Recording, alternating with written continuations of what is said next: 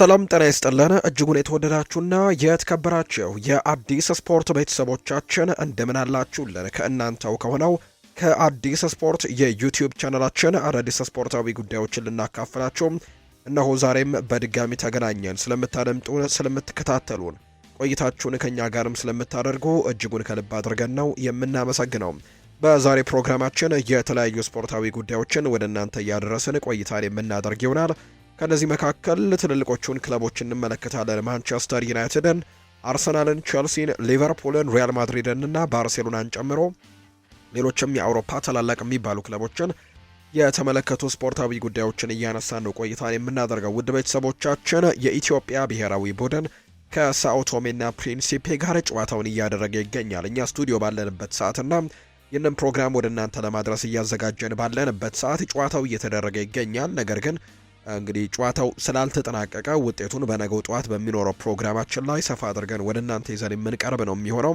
ነገር ግን አሁን ላይ ጨዋታቸውን እያደረጉ ነው የሚገኘው። ኢትዮጵያ ከሳኦ ቶሜና ፕሪንሲፔ ጋር የሚያደርጉት የመልስ ጨዋታ እየተደረገ ይገኛል። ስለሱ ጉዳይ በነገው ጠዋት ፕሮግራማችን ሰፋ አድርገን ወደ እናንተም የምናደርስ ነው የሚሆነው። የተለያዩ ስፖርታዊ ጉዳዮችን ግን እስከ ፕሮግራማችን ፍጻሜ እናነሳለን። ቪዲዮአችንን ላይክ፣ ቻናላችንን ሰብስክራይብ እያደረጋችሁ ቪዲዮአችንን ቆይታን እንድታደርጉ ነው በአክብሮት የምጋብዘው። ከመሸጋገሪያ በኋላ በድጋሚ ተመልሰን እንመጣለን። አብራችሁኝ ቆዩ።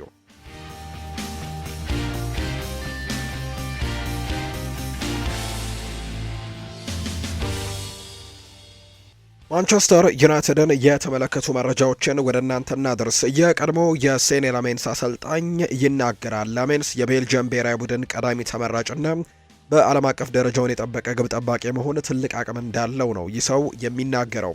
ካለፉት ጥቂት የውድድር ዘመናት ጀምሮ ማንቸስተር ዩናይትድ ትልቅ ተሰጥኦ ያለውና ከፍተኛ ደረጃ ላይ የሚገኝ ግብ ጠባቂ እንዳልነበረው ይናገራል። ነገር ግን አሁን ላይ ሴኔ ላሜንስ ይህንን ሁኔታ በጥሩ መልክም ሊቀይረው እንደሚችል ጭምር ነው የቀድሞው የሴኔ ላሜንስ አሰልጣኝ የሚናገረውና እዚህ ተጫዋች ላይ በጣም ትልቅ ተስፋ እንዳለ ጭምር ነው የሚናገረው። ሌላኛው ዘ አትሌቲክ ያወጣውን መረጃ እንመልከት። ቸልሲ የማንቸስተር ዩናይትዱን አማካይ ኮቢ ማይኖን በዚህ የክረምት የተጫዋቾች የዝውውር መስኮት ለማስፈረም ፍላጎት እንዳላቸው የሚያሳዩ መረጃዎች እየወጡ ነው። ይሁን እንጂ ኮቢ ማይኖ ከማንቸስተር ዩናይትድ ጋር ግን አዲስ የረጅም ጊዜ ኮንትራት ለመፈራረም ከስምምነት ላይ መድረሱን የሚያሳዩ መረጃዎች እየወጡ ይገኛሉ። ባለፉት ጥቂት የዝውውር መስኮቶችም ቸልሲም እንዲሁ ኮቢ ማይኖን ለማስፈረም በተደጋጋሚ እንቅስቃሴዎችን ሲያደርግ የነበረ ቡድን እንደነበር እናስታውሳለን። ነገር ግን ሳይሳካለት ቀርቷል። አሁን ላይ ደግሞ ይህንን ተጫዋች በድጋሚ ለማስፈረም እንቅስቃሴዎችን ሊያደርግ ቢዘጋጅም ነገር ግን ተጫዋቹ አሁን በማይክል ካሪክ ስር በቋሚነት እየተሰለፈ ነው የሚገኘው። እንዲሁ ደግሞ እድሎችም እየተሰጡት ይገኛሉ። ስለዚህ ከማንቸስተር ዩናይትድ የመልቀቅ እድሉ በጣም ጠባብ ይሆናል። ማንቸስተር ዩናይትድም ለዚህ ተጫዋች የረጅም ጊዜ ኮንትራት ለመስጠትም ንግግር እንደጀመሩና ከጫፍ እንደደረሱ የሚያሳዩ መረጃዎች ናቸው የመጡት ብሏል ዘ አትሌቲክ ባጋራው መረጃ። አርቢ ለብዚሾች ያን ዲያማንዴን የመሸጥ እቅድ የላቸውም እየተባለ ይገኛል። ነገር ግን ደሞዙን ሊጨምሩለት እንዳሰቡ የሚያሳዩ መረጃዎች ደግሞ እየወጡ ነው። ይሄ የ19 ዓመት የክንፍ ተጫዋች በሚያስፈርመው ደግሞ አዲስ ኮንትራት ላይ አሁንም ቢሆን የውል ማፍረሻ አይኖርም ተብሎ ነው የሚታሰበው። ክለቡ የራሱን ገንዘብ ለመደራደር እንዲያመቸው የውል ማፍረሻ እንደማያደርጉበት ነው እየተገለጸ የሚገኘው። በሚቀጥለው በክረምት የተጫዋቾች የዝውውር መስኮት በትልልቅ ክለቦች ይፈለጋሉ ተብለው ከሚጠበቁ ተጫዋቾች መካከል አንደኛው ነው። አይቮሪ ኮስታዊ በ19 ዓመት ተጫዋች የሆነው ያን ዲያማንዴም በማንቸስተር ዩናይትድ ይፈልጋል። ሊቨርፑልም መሐመድ ሳላህን ለመተካት ከሚያስባቸው እጩዎች መካከል አንደኛው ይኸው አይቮሪ ኮስታዊ ተጫዋች እንደሆነ ይታወቃልና በሚቀጥለው ክረምት ፍላጎቶች እንዳሉ ቢያውቁም አርቢ ለብዚሾች ነገር ግን ተጫዋቹን የመልቀቅ ምንም አይነት ፍላጎት የላቸውም። እንደውም ደሞዙን ጨምረው በክለቡ ኮንትራት ለማራዘምም ፍላጎት እንዳላቸው የሚያሳዩ መረጃዎች ናቸው እየወጡ የሚገኙት።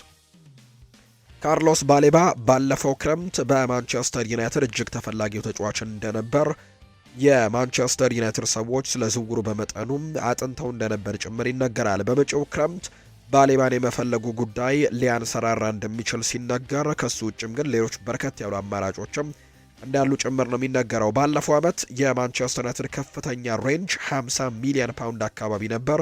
ዘንድሮ ግን የበለጠ ገንዘብ እንደሚኖር ነው የሚጠቆመው። በተለይም ማንቸስተር ዩናይትድ የአውሮፓ ቻምፒየንስ ሊግ ለመሳተፍም በጣም ቅርብ መሆኑን ተከትሎ በጀታቸው ላይም ከፍተኛ ገንዘቦችን እንዲያገኙ ያስችላቸዋል ተብሎ ይጠበቃልና አምና 50 ሚሊዮን ፓውንድ ነበር ትልቁ ወጪ ተብሎ እየታሰበ ነበር፣ ወይም የሚመደቡትም ያንን ያክል ገንዘብ እንደሆነ ሲነገር ነበር። ዘንድሮ ግን ከዚህ የበለጠ እንደሚመደቡ ይታሰባል። ሆኖም የበጀት መጠኑ የሚወሰነው ግን እንደ ማርከስ ራሽፎርድ እና አንድሬ ኦናና ያሉ ከፍተኛ ተከፋይ ተጫዋቾች ከዝርዝር ውስጥ በማስወጣት ላይ ትኩረት ሲደረግ እንደሆነ ጭምር የሚያሳዩ መረጃዎችን ነው ዘ አትሌቲክ ይፋ ያደረገው። ሌላኛው ከማንቸስተር ዩናይትድ ጋር የሰማነው ጉዳይ ማንቸስተር ዩናይትድ የዓለም ዋንጫው ከመጠናቀቁ በፊት ወይም ደግሞ የዓለም ዋንጫው ከመደረጉ በፊት ኤሊዮት አንደርሰንን አስፈርመው ማጠናቀቅ እንደሚፈልጉ እየተነገረ ነው። ማንቸስተር ዩናይትዶች ቀጣይ ክረምት ላይ ከማስፈረም ከሚፈልጓቸውና ቅድሚያ ከሚሰጣቸው የአማካይ ስፍራ ተጫዋቾች መካከል አንደኛው ነው የኖቲንግሃም ፎረስቱ ኤሊዮት አንደርሰን። ማንቸስተር ዩናይትድ ኤሊዮት አንደርሰንን ለማስፈረምም ከወሰኑ ከዓለም ዋንጫው በፊት ለማጠናቀቅ እቅድ እንደያዙ ጭምር ነው የተነገረው። ኖቲንግሃም ፎረስት የተጫዋቹን ዋጋ 115 ሚሊዮን ዩሮ አካባቢ እንደሚተነብዩትና እንደለጠፉበት ነው የተነገረው። ክለቡ ባለፈው ክረምት ሳንድሮ ቶናሊን በቀዳሚነት ቢመለከተው ዘንድሮ ግን በመጀመሪያው ተመራጭነት ደግሞ ይህንን ተጫዋች ይመለከተዋል ተብሎ ነው የሚጠበቀው። ማንቸስተር ዩናይትድ ክረምት ላይ የመሃል ሜዳውን ለማጠናከር ሁለት ተጫዋቾችን ይመለከታል ተብሎ ይታሰባል። በተለይ ማኑኤል ኡጋርቴ ደግሞ የሚለቅ ከሆነ ቁጥሩ ወደ 3 የአማካይ ስፍራ ተጫዋቾች ፊርማ ሊኖር እንደሚችል የሚያሳዩ መረጃዎችን ዘ አትሌቲክ የተባለው የመረጃ ምንጭ ይፋ አድርጓል። አርሰናልን የተመለከቱ መረጃዎችን እናንሳም። ከአርሰናል ጋር በተያያዘም የጉዳት መረጃዎችን እንመልከት። በርከት ያሉ ተጫዋቾች በጉዳት ላይ እንደሚገኙ ይታወቃልና ምን አይነት ደረጃ ላይ ናቸው የሚለውን እንመልከት። ማርቲን ኦዴጋርድን እናስቀድም። አርቴታ በዚህ ሳምንት የመጨረሻ ጥሪ ለማድረግ ወደ ሳውዝሃምፕተን ለመመለስም እየሰራ እንደሆነ እየተነገረ ይገኛልና ማርቲን ኦዴጋርድ በቅርቡ ወደ ሜዳ ይመለሳል ተብሎ ይታሰባል። በተለይ በሳውዝሃምፕተኑ ጨዋታም ወደ ሜዳ ሊመለስ የሚችልበት እድሉ እንዳለው ነው የሚያሳዩ መረጃዎች እየወጡ የሚገኙት። ካልሆነ ግን በአውሮፓ ቻምፒየንስ ሊግ ከስፖርቲንግ ሊዝበን ጋር በሚያደርጉት ጨዋታ ይመለሳል ተብሎ ይጠበቃል። ሌላኛው ጁሪያን ቲምበር በተመለከተ ነው። እንዲሁም ደግሞ ለሳውዝሃምፕተን የሚመለሳል ተብሎ ከሚታሰቡ ተጫዋቾች መካከል አንደኛው ነው። የአርቴታ የፕሬስ ኮንፈረንስ መግለጫ ደግሞ ሁሉንም ነገር ይፋ አደርጋል ተብሎ ይታሰባል። ሌላኛው ዴክላን ራይስ ነው። ከሲቲ በፊት ከበድ ያለ ጉዳት እንደደረሰበት እንደነበር ተነግሯል። በእንግሊዝ የሕክምና ባለሙያዎችም ምክር ወደ ለንደን ተልኳል። በዚህ ሳምንትም ወደ ሜዳ መመለሱ አጠራጣሪ ነው። በሳውዝሃምፕተኑ ጨዋታ ላይ የመሰለፍ እድሉ በጣም ጠባብ እንደሆነ የሚያሳዩ ነገሮች አሉ። ሌላኛው ቡካዮ ሳካ ነው። የእሱ ደግሞ ድካም እንደሆነ ተነግሯል። ይሄ እረፍት በትክክለኛው ጊዜ ደርሶለታል። በእንግሊዝ የሕክምና ባለሙያዎችም ምክር ወደ ለንደን መላኩ የሚታወስ ነው።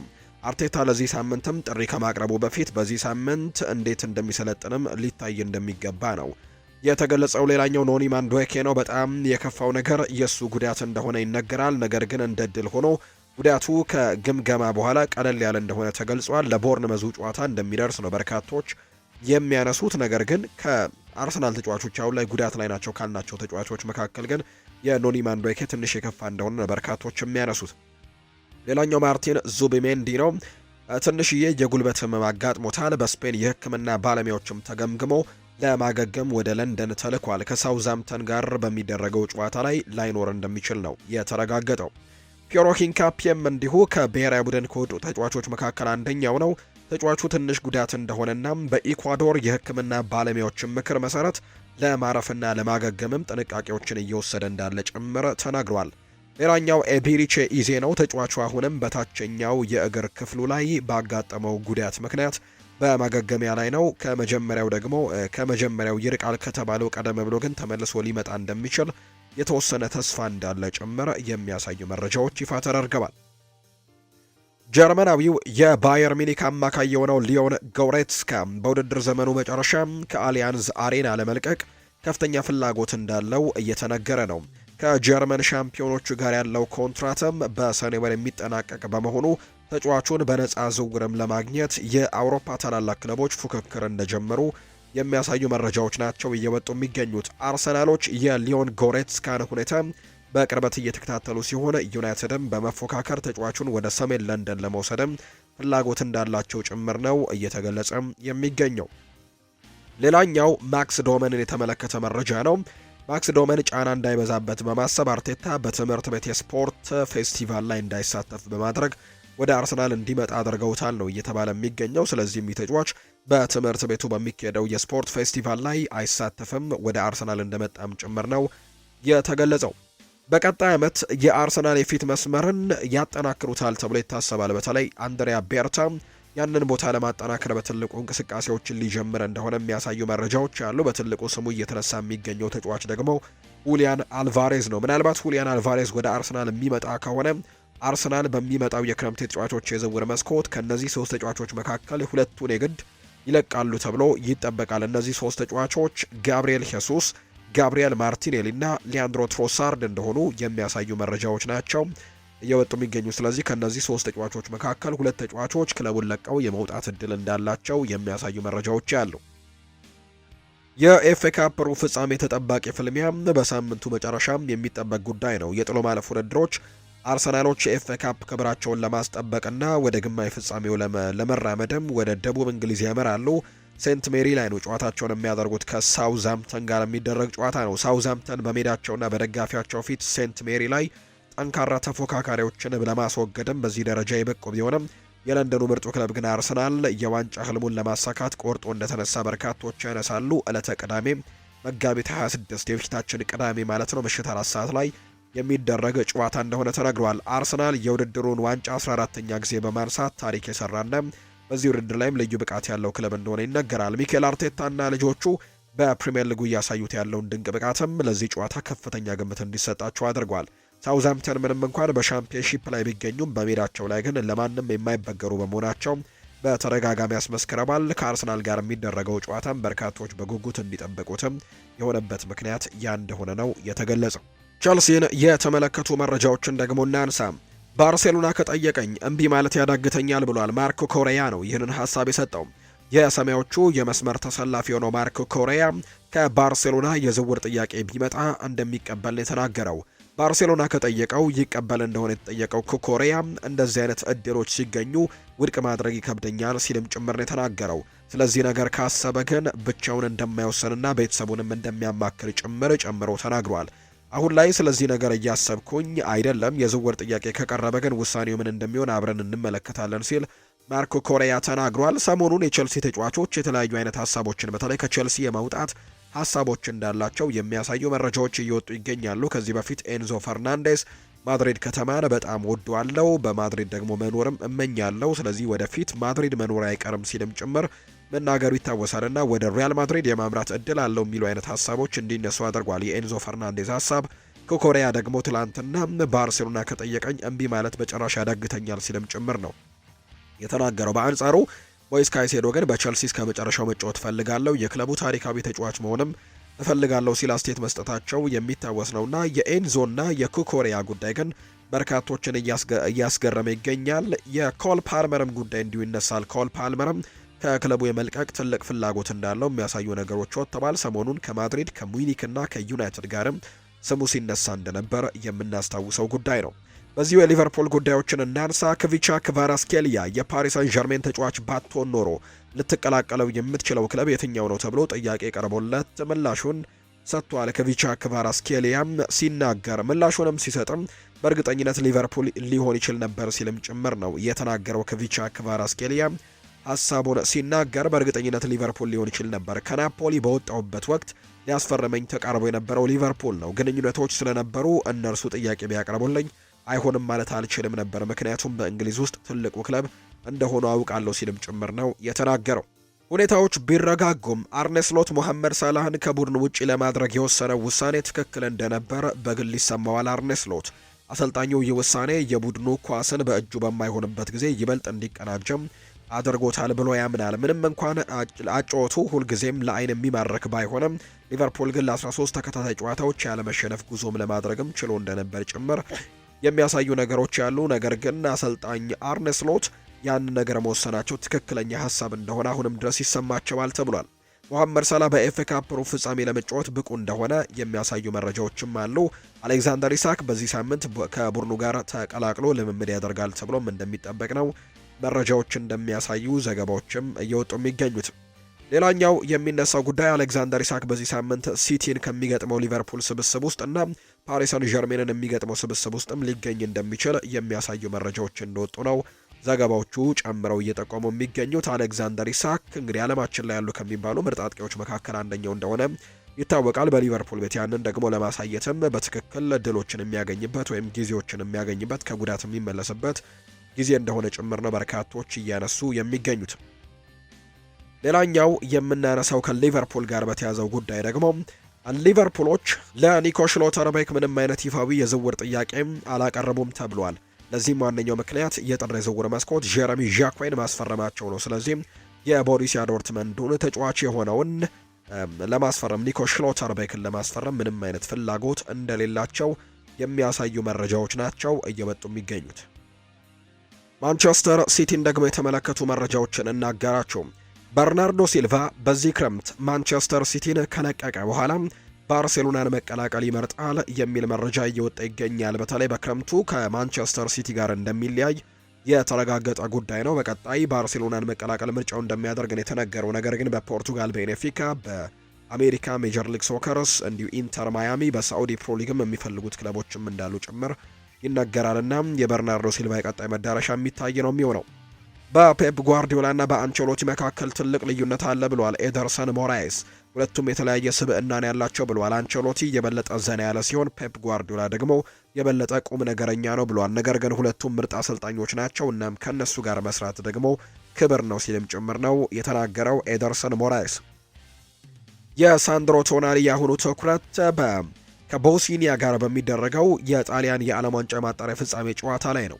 ነገር ግን ከዚያ በኋላ ግን ከዓለም ዋንጫው ማጠናቀቅ በኋላ ቶናሊ በሚቀጥለው የውድድር ዘመን ክለቡ የትኛው ይሆናል? እሱ ጥቂት የማይባሉ ክለቦች ብቻ ሊገዙት የሚችሉት ውድ ተጫዋች እንደሆነ በርካቶች ያነሳሉ። ከኳታር የዓለም ዋንጫ በኋላ ወደ ቸልሲ ያቀናው ኤንዞ ፈርናንዴዝ አሁን ላይ በቸልሲ ያለው ቆይታ አጠራጣሪ ቢሆንም 105 ሚሊዮን ፓውንድ ካወጣ እንዲሁም ሞይስ ካይሴዶና ዴክላን ራይስን በሚቀጥሉት ክረምቶች ከ100 ሚሊዮን ፓውንድ በላይ ካወጡ የቶናሊም የገበያ ዋጋ በዛው አካባቢ እንደሚሆን ነው በርካቶች ግምቶቻቸውን የሚሰጡት።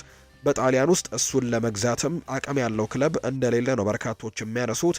ከቶናሊ ጋር በስፋት ስሙ እየተነሳ የሚገኘው ዩቬንቱስም ቢሆን የቻምፒየንስ ሊግ ተሳትፎን የማጣት ስጋት ውስጥ ነው የሚገኘው። በሌላ በኩል ኖቲንግሃም ፎረስት አማካይ የሆነው ኤሊዮት አንደርሰን በእድሜውና በክህሎቱ ምክንያትም ከቶናሊ እንግዲህ ይልቅ ለክለቦች ይበልጥ ማራኪ ምርጫ ሆኗል። የ23 ዓመቱ ኤሊዮት አንደርሰን በሁሉም ክለቦች ዝርዝር ውስጥም ወደ ላይ የመጣ ሲሆን ማንቸስተር ሲቲ እና ማንቸስተር ዩናይትድም ፍላጎት እንዳላቸው ጭምር ነው ዘ አትሌቲክ የተባለው የመረጃ ምንጭ ይፋ ያደረገው። ሪያል ማድሪድን በዛው እንመልከት። በማድሪድ ቤት ኤንዞ እንዳይፈርም የሚፈልግ ተጫዋች መኖሩ ይፋ ተደርጓል። ብዙ ጊዜ የስፔን ታዋቂ የቴሌቪዥን ጣቢያ ሆነው ኤል ቺሪንጊቶ ላይ የስፖርት ጋዜጠኝነት የሚሰራው አልቫሮ ቬራቶ እንዳወጣው መረጃ ከሆነ ኤንዞ ፈርናንዴዝ ወደ ሪያል ማድሪድ እንዳይመጣ የሚፈልግ አንድ ተጫዋች እንዳለ ነው ይፋ ያደረገው። ጋዜጠኛው የተጫዋቹን ስም ሳይጠቅስ ነበር እንግዲህ ይህንን መረጃ ይፋ ያደረገው። በኋላ ላይ ስሙ ማን እንደሆነ ይፋ ተደርጓል። በኋላ ላይ ነግራችኋለሁ። ነገር ግን ጋዜጠኛው የተጫዋቹን ስም በግልጽ ባይገልጽም ይህ ተጫዋች ግን ፈረንሳዊ ያለመሆኑ ግን አረጋግጦ ነበር። ይህም እንደ ኦሪዮል ሹዋሜኒ፣ ኤድዋርዶ ካማቪንጋ እና ኬሊያን ምባፔ ያሉ ተጫዋቾች ከጥርጣሬ ውጭ ያደርጓቸው ነበር። እንደ ዘገባው ከሆነ ተቃውሞ የመነጨው በኤንዞ ፈርናንዴዝ ዙሪያ ከሚነሱት የዘረኝነት አስተያየት ውዝግቦች ጋር በተያያዘ ሳይሆን ተጫዋቹ በቡድን ውስጥ ካለው የመጫወቻ ቦታ ሽኩቻና የቡድኑን ሚዛን ስጋትም የተነሳ እንደሆነ ነው የሚገመተው። ምንም እንኳን በቡድን ውስጥ ተቃውሞ ቢኖርም ኤንዞ ፈርናንዴዝ ወደ ማድሪድ ለመሄድ ግን ያለው ፍላጎት ማድሪድ መኖር እፈልጋለሁ በማለትም ይፋ አድርጎታል። ሪያል ማድሪድ ተጫዋቹን ለማስፈረምም እስከ 100 ሚሊዮን ዩሮ በላይ ሊያወጣ እንደሚችል ነው የሚነገረው። ኋላ ላይ ግን ስሙ ተጠቅሷል። ያ ስሙ ያልተጠቀሰው የነበረው ተጫዋች ፌዴሪኮ ቫልቬርዴ ነው የሚል መረጃ ይፋ ተደርጓል። ከጋዜጠኛው አልቫሮ ቬራቶ የወጣው መረጃ በሪያል ማድሪድ ቤት ስላለው የኃይል ሚዛን አዲስ መነጋገሪያነትን ፈጥሯል። ከላይ በተጠቀሰው መረጃ ኤንዞ ፈርናንዴዝ ወደ ሪያል ማድሪድ እንዳይመጣ የሚፈልገው ስም ያልተጠቀሰ አንድ ተጫዋች አለ ተብሎ ነበር። ሆኖም ግን አሁን ላይ ጋዜጠኛ አልቫሮ እንዳወጣው መረጃ ከሆነ ይህንን ዝውውር የማይፈልገው ፌዴሪኮ ቫልቬርዴ እንደሆነ ጠቅሶታል። ምክንያቱም ቫልቬርዴ የአርጀንቲናዊው አማካይ መምጣት በቡድን ውስጥ ያለውን የመሪነት ሚናና ቋሚ የመሰለፍ እድሉን አደጋ ላይ ሊጥል ይችላል የሚል ስጋት ነው ያለው። ሁለቱም ተጫዋቾች መሃል ሜዳ ላይ ተመሳሳይ ቦታዎች ላይ ሊጫወቱ የሚችሉ በመሆኑ ኤንዞ በመምጣቱ ፌደ ላይ ቀጥተኛ ፉክክር እንደሚፈጥርበት ነው የተናገረው። ምንም እንኳን ይህ ዘገባ ቢወጣም ሪያል ማድሪድ ግን ኤንዞ ፈርናንዴዝን ለማስፈረም ያለው ፍላጎትን በተመለከተ ከክለቡ በኩል የተሰጠ ይፋዊ መረጋገጫ የለም። የተጫዋቹም በአሁኑ ወቅት በቼልሲ ቤት ቁልፍ ተጫዋች መሆኑ የሚታወቅ ጉዳይ ነው። ኤንዞ ፈርናንዴዝ እና ቼልሲ በአዲስ ኮንትራት ላይ ምንም አይነት ስምምነት ግን የላቸውም። እስካሁን ምንም አይነት ንግግርም አልተጀመረም። ነገር ግን ኤንዞ ስለ ሪያል ማድሪድ የተናገረው ቃል ግምት ውስጥ በማስገባት ግን በተማኙ ጋዜጠኛ ፋብሪዚዮ እንደሚናገረው ከሆነ ይህ ተጫዋች ምናልባት ወደ ሪያል ማድሪድ የመምጣት እድሉ ሰፊ እንደሆነ ነው የተነሳው። ኦሪዮል ሹዋሜኒ በሪያል ማድሪድ ቤት ያጋጠመውን ተከታታይ ፈተናዎች፣ ትችቶች፣ በብቃት በመውጣትና በመውረድም ላይ ደግሞ አሁን ላይ ለቡድን ውስጥም ሊተካ የማይችል ተጫዋችም እንዲሆን የሆነበትን ምክንያት ይናገራል። ሹዋሜኒ ከአራት ተከላካዮች ፊት ለፊትም አማካይ ስፍራ ላይ በመሆንም የሚሰጠው የጥበቃ አገልግሎትም ለቡድኑ ሚዛን እጅግ አስፈላጊ ሆኗል። በተለይም ፈጣን መልሶ ማጥቃት ወቅትም ኳሶችን የማቋረጥ ብቃቱም ከፍተኛ አድናቆትም እየተቸረው ነው። በተጨማሪም በአስፈላጊ ጊዜያቶችም በመሃል ተከላካይ ቦታ ላይም ተሰልፎ ያሳየው ድንቅ ብቃትም በሰዓቱ የክለቡ ደግሞ የሪያል ማድሪድ አሰልጣኝ የነበሩት ካርሎ አንቸሎቲ በሱ ላይ ያላቸው እምነት እንዲጨምር አድርጓል። ከቶኒ ክሮስ መውጣት በኋላ ሹዋሜኒ ሜዳ ላይ የጨዋታውን ፍጥነት ከመቆጣጠርና ቡድኑን በማደራጀት ረገድም ትልቅ ኃላፊነትን እየተወጣ ነው። ሆኖም ግን ሹዋሜኒ በአሁኑ ወቅት ከፌዴሪኮ ቫልቬርዴና ኤድዋርዶ ካማቪንጋ ጋር በመሆን የወደፊቱ የሪያል ማድሪድ የአማካይ ክፍል የጀርባ አጥንት መሆኑን እያረጋገጠ እንደመጣ ነው ማርካ የተባለው የመረጃ ምንጭ ይፋ ያደረገው። ስለ ቪኒሲዮስ ጁኒየር እና ስለ ራፊኒያ ጥምረት ምን ትላለህ ተብሎ ካርሎ አንቸሎቲ ጥያቄ ቀርቦለት ነበር። ለኔ ምንም የሚጎድል ነገር የለም። ራፊኒያ በጣም ጥሩ ተጫውቷል። ነገር ግን ከመጀመሪያው አጋማሽ መጠናቀቅ በኋላ ጉዳት ስለደረሰበት ከሜዳ ለማስወጣት ተገደናል። በተጨማሪም ራፊኒያ ጥሩ የጎል እድሎች ነበሩት። ከኳስ ውጭም ያለው እንቅስቃሴ ጥሩ ነበር።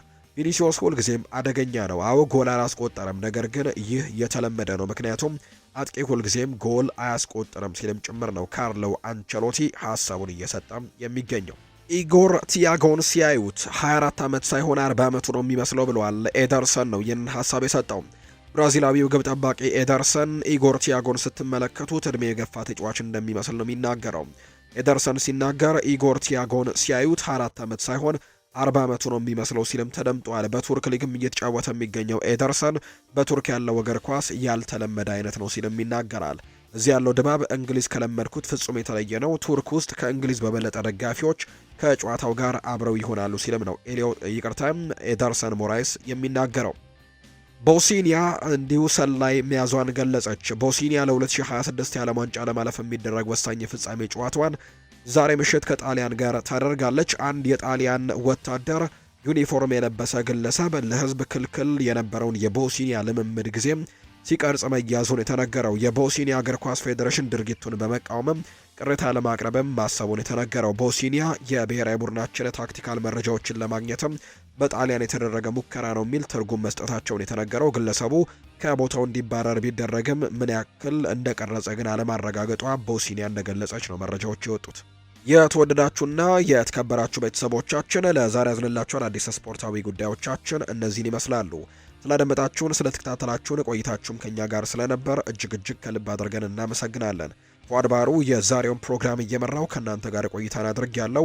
በቀጣይ ፕሮግራሞቻችን ሌሎች ስፖርታዊ ጉዳዮችን፣ ሌሎች አዳዲስ መረጃዎችን አካተን በድጋሚ ተመልሰን የምንገናኝ ይሆናል። ስላደመጣችሁኝ ስለተከታተላችሁኝ ቆይታችሁም ከኛ ጋር ስለነበር ከልብ አድርጌ ያመሰገንኩኝ። በቀጣይ ፕሮግራሞቻችን ዳግም ተመልሰን እንገናኛለን። መልካም ጊዜ እንዲሆንላችሁ ነው በአክብሮትም የምመኝ